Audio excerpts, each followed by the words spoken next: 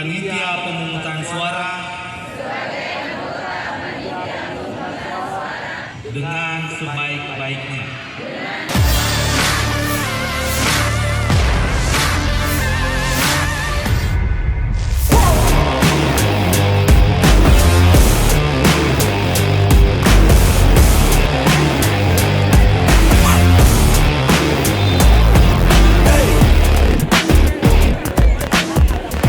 Komisi Pemilihan Umum, KPU, Kabupaten Bone resmi melantik dan mengambil sumpah janji 1116 panitia pemungutan suara yang disingkat PPS terpilih, yang tersebar ke 372 desa, kelurahan se-Kabupaten Bone.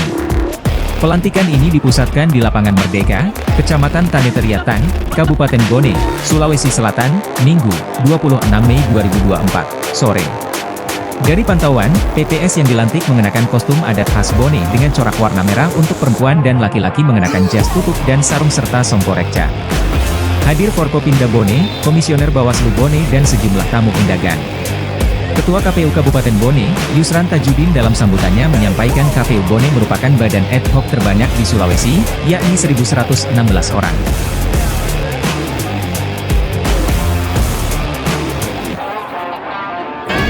Kami juga tidak secara maksimal mengetahui kondisi yang ada hari ini, namun dari beberapa tanggapan masyarakat kami dalam persoalan seleksi kemarin, kami sudah menerima semua tanggapan masyarakat yang ada, terkecuali memang kalau kami tidak dapatkan itu.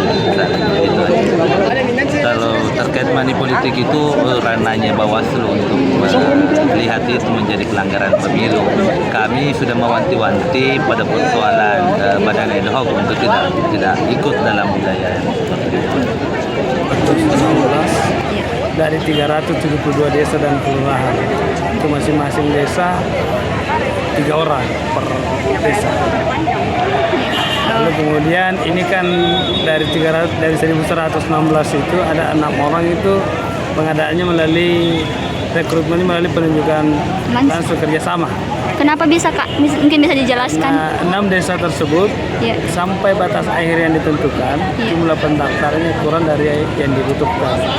Desa apa saja itu Kak kalau bisa? Jadi kalau Limpoe ada 2 desa, terus kemudian Lamuru 2 desa, di Cenrana juga ada 2 desa. Mungkin bisa dispesifikkan Kak nama desanya? Oh ya, saya punya data saya. Putih, saya boleh ya? Iya, boleh. Untuk itu ada